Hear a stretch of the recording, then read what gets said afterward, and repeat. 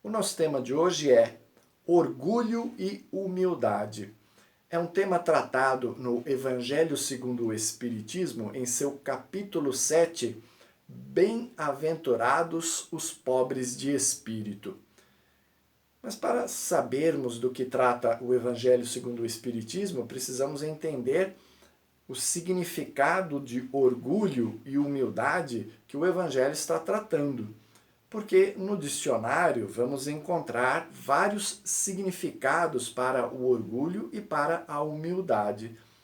No Evangelho segundo o Espiritismo, o orgulho é tratado como aquele sentimento de maior valia que damos a nós mesmos, aquela noção exagerada de quem somos. Sabe aquela pessoa que se julga acima do que realmente é? Também conhecido como soberba, como arrogância. Este é o orgulho que o Evangelho segundo o Espiritismo trata. E a humildade é o sentimento que nos dá a noção de quem nós realmente somos, das nossas inferioridades, das nossas limitações, das nossas fraquezas, o reconhecimento íntimo daquilo que nós ainda não conquistamos. Portanto, a humildade não é a negação das virtudes que temos, mas sim a noção daquilo que nós ainda não conquistamos. Entendida esta parte, estes significados, nós vamos encontrar as manifestações do orgulho presentes em todos os segmentos da humanidade. Elas estão presentes em nós, porque na nossa caminhada evolutiva nós ainda não conseguimos nos despojar de todas as minúcias das manifestações do nosso orgulho. Até porque o orgulho nos acompanha desde do nosso começo evolutivo, porque nós viemos ainda de uma condição primitiva, onde prevalecia a lei do mais forte. Então, se observamos hoje no reino animal as lutas pela disputa da fêmea ou pela disputa de espaço, de território, nós vamos ver ali um animal lutando com outro, colocando ali a pose, a posição, o seu rugido, a sua postura, demonstrando que ele, ou tentando demonstrar que ele é superior ao seu oponente. Nós trouxemos isso lá do nosso lado primitivo e ainda não conseguimos nos despojar totalmente deste sentimento do orgulho. Até porque ele, durante muitos e muitos séculos, vem alimentando a nossa ilusão da felicidade. A felicidade da humanidade é muito calcada naquilo que o orgulho faz as pessoas sentirem a respeito de si mesmas. Elas se sentem felizes porque se sentem superiores. E a superioridade ela está presente em qualquer faceta da nossa vida. Então vamos encontrar aqueles que são orgulhosos e que manifestam esta superioridade na questão econômica, na posse do dinheiro. Então, para demonstrar isso, fazem uso da ostentação, mostrando para os outros quão ricos eles são. É assim que o orgulho se manifesta e alimenta esta ilusão de felicidade. Sou feliz porque tenho mais dinheiro que estes outros pobretões. Ou então se manifesta na questão da beleza física, da vaidade. Então eu tenho que mostrar que eu sou mais bonito, mais belo do que o outro, que eu estou mais rejuvenescido. E aí, mostrando isso, eu ganho a admiração alheia, eu me sinto mais bonito, superior, não sou como aquelas pessoas feias que eu vejo passar na rua, eu sou lindo, maravilhoso. Isto alimenta esta ideia de felicidade. Mas também encontramos isso na questão do saber, da intelectualidade. Nossa, eu conheço tanta coisa, já estudei tanto, não sou como aquelas pessoas ignorantes, eu me sinto superior, portanto sou mais feliz do que elas, porque elas pouco ou nada sabem e eu já estudei, já sei muita coisa. Para os espíritas, por favor, tomarem muito cuidado com esta faceta do orgulho, porque ela é muito comum entre os espíritas, porque, como espírita eu já sei sobre a vida no além, já conheço sobre a reencarnação, conheço as manifestações mediúnicas, entendo muito mais do que as pessoas comuns. Então, muitos espíritas começam a achar que têm resposta para tudo e que já sabem tudo do plano espiritual, quando, na verdade, os espíritos, para nós, ainda não revelaram, quiçá, a metade do que nos espera depois da morte física. Então vamos ter muito cuidado com esta ilusão do saber, porque falta muita coisa ainda para nós espíritas conhecermos sobre o lado espiritual. Pois bem,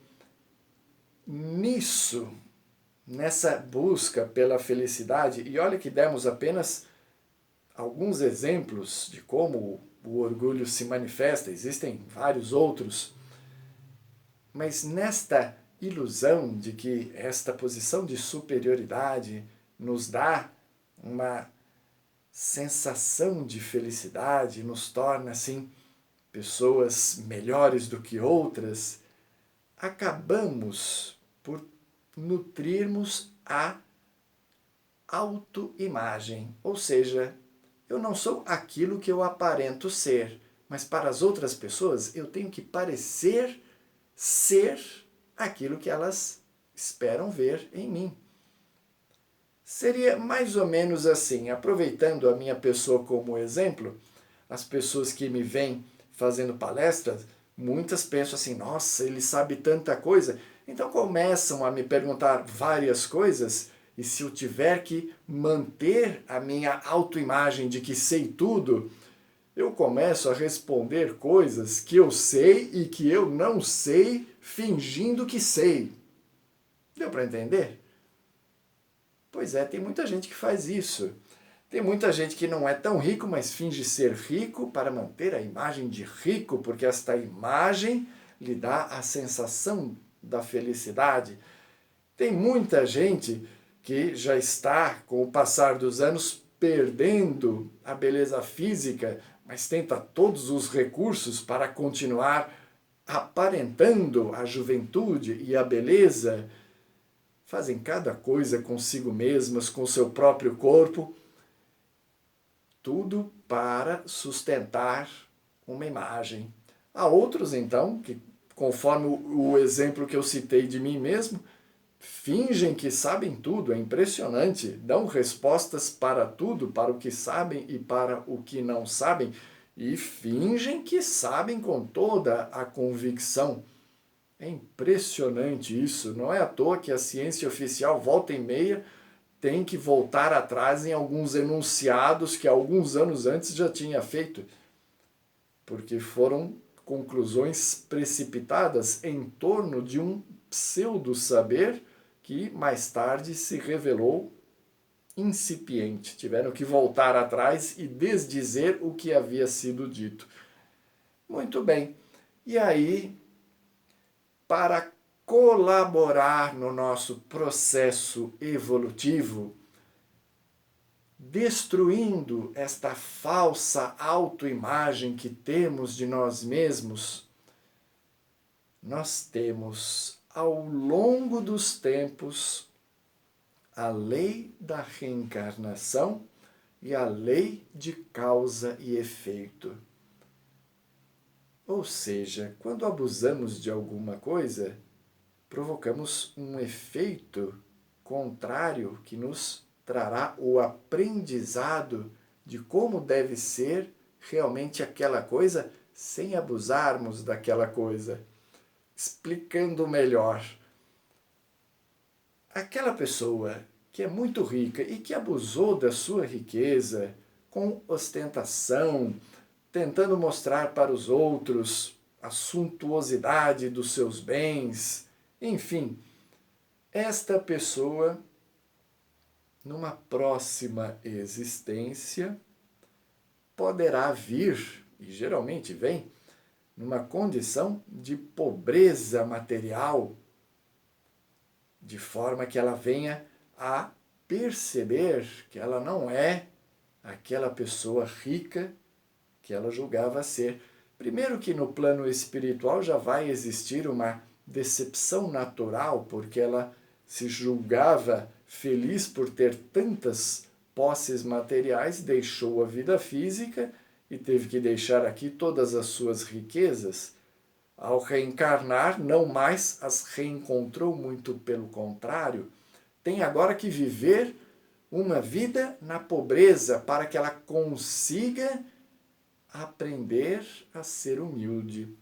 Da mesma forma, a pessoa que abusou da beleza física, a pessoa que abusou do seu intelecto, estas pessoas, para o seu próprio aprendizado, para a sua própria evolução, retornam em experiências reencarnatórias onde deixam de ter aquilo que foi motivo de abuso. Então a pessoa era muito bonita, hoje vem num corpo onde não se manifesta ali aquela beleza física que ela tinha, muito pelo contrário. É uma pessoa assim que ninguém nota, ou se nota, fala, nossa, coitado, tão feinho, né? E há outros que abusaram tanto da sua intelectualidade, não só no campo da ostentação, mas também de criações perversas, que acabam vindo em outras encarnações sofrendo severas limitações no campo cerebral. Então, o espírito em si ele não deixou de ser inteligente, mas ele vem num corpo que não lhes permite manifestar aquela inteligência que possui. Então fica difícil, né? Já pensou? Nós, com a nossa inteligência, querendo mostrar que sabemos falar, calcular, cantar e etc., não temos um corpo para manifestar isso? É para o aprendizado, para valorizarmos o tempo e valorizarmos a oportunidade que temos de manifestarmos a nossa condição intelectual e criativa, sem querer ser melhor do que o outro, sem fazer daquilo apenas um objeto de admiração alheia, mas sim para que aquilo sirva para o bem comum. Muito bem. Geralmente, o espírito, ao passar por essas experiências reencarnatórias meio traumáticas, como ele ainda é orgulhoso, ele vem e, ao se perceber com estas limitações, sabe o que acontece? Ele se revolta. A revolta é filhote do orgulho. Por que eu me revolto? Porque a vida não está de acordo com o que eu queria. Meu corpo não está de acordo, eu queria ter mais dinheiro, eu queria ter mais beleza, eu queria ter mais inteligência, eu queria ter um monte de coisa que eu não tenho e me julgo injustiçado. Percebe como a minha noção de mim mesma, de mim mesmo, continua lá em cima? Eu não me sinto merecedor de passar por essas limitações, mas estou passando. Então, se Deus é justo e eu estou passando, é porque eu mereço. Por aí dá para ver uma coisa interessante. Todas as vezes que qualquer um de nós se revolta, lamenta, enfim, se chateia com alguma coisa que não está de acordo, é a manifestação do orgulho. Eu não estou aceitando. Não está de acordo. Eu mereço mais. Eu posso não falar isso, mas eu estou pensando, por que está acontecendo comigo? Eu não mereço. É o que eu penso, né? Eu penso isso, eu não mereço. Tinha que acontecer comigo? Pois é, está acontecendo por uma necessidade de aprendizado. Enquanto eu não aceito, eu me revolto. Enquanto eu me revolto, eu estou manifestando o meu orgulho. Aí vejam como a doutrina espírita pode nos ajudar nesse sentido, nos explicando que para conquistarmos a nossa verdadeira felicidade, nós não precisamos de nenhuma daquelas ilusões de superioridade que nutrimos. Não é isso que vai nos fazer verdadeiramente felizes. Ao mostrar o caminho do amor ao próximo, Jesus já traçou um roteiro para a conquista da felicidade. E nós não conseguimos amar o próximo se permanecermos mergulhados no orgulho.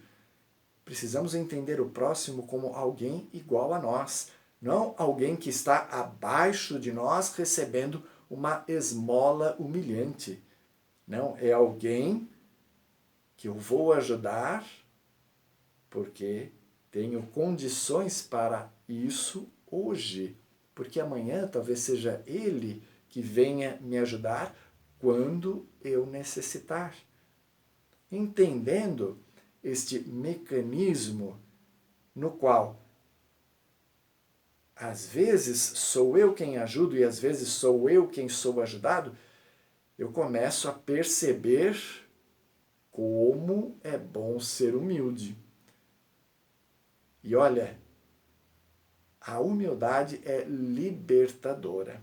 Nesta questão da autoimagem, é libertador. Se antes eu tinha que me esforçar para parecer ser isto ou aquilo, com a humildade eu já não preciso mais desse esforço insano. Eu posso admitir o dinheiro que não tenho, eu posso mostrar o meu defeito físico, as minhas rugas, as minhas deformidades, sem me envergonhar, porque eu sei que esta é uma condição transitória, e o outro que estará me vendo com esta indumentária física que não seja das melhores, ele vai acabar se acostumando com a minha pessoa ou será extremamente orgulhoso ao recusar um olhar que seja na minha direção. Do mesmo modo, eu não preciso fingir saber o que eu não sei. Eu posso muito bem dizer, isto eu não sei. Qual é o problema? Eu não sou obrigado a saber tudo. Na condição de orientadores, de expositores, muitas vezes somos obrigados a responder. Não sei, mas vou pesquisar e vou tentar trazer a resposta. É isso que a humildade nos permite fazer. Desta maneira, a nossa vida vai ficando muito mais leve. Não só por esta reforma do nosso olhar sobre nós mesmos, admitindo tudo aquilo que nós ainda não somos. Como é bom isso! Admitir os meus defeitos. Tem gente que fala assim, não, eu sou espírita, eu não tenho ódio, agora eu amo o próximo. Para de contar mentira, o ódio ainda se manifesta. Pode ser um ódiozinho, mas ainda está presente. Algumas coisas nos contrariam e a gente manifesta a revolta, o ódio, o orgulho está presente. Só que eu posso ou não alimentar esse orgulho. É esta a grande diferença até que consigamos definitivamente nos libertar do orgulho e vivenciar a plena humildade. Enquanto isso, vamos exercitando. Vamos procurando olhar para toda e qualquer pessoa sem preconceito, sem mágoas, entendendo a posição evolutiva dela. Às vezes encontramos pessoas que, obviamente, elas estão num grau evolutivo inferior ao nosso. E daí? Somos superiores o bastante para desprezá-las? Não, somos superiores o bastante para ajudá-las, ou pelo menos para tentar ajudá-las. É esta a função daquele que está um degrau acima. E olha, na hora em que a gente perceber que está um degrau abaixo, vai ser muito fácil pedir ajuda. Olha, me ajuda porque eu estou precisando. Eu não preciso bancar o super-homem. Então, tentemos viver com humildade, olhando para o outro, percebendo no outro alguém tão filho de Deus quanto nós, merecedor da nossa consideração e do nosso respeito. É assim que nós também vamos olhar para nós mesmos com respeito e consideração, por maiores que sejam os nossos erros. Que assim seja.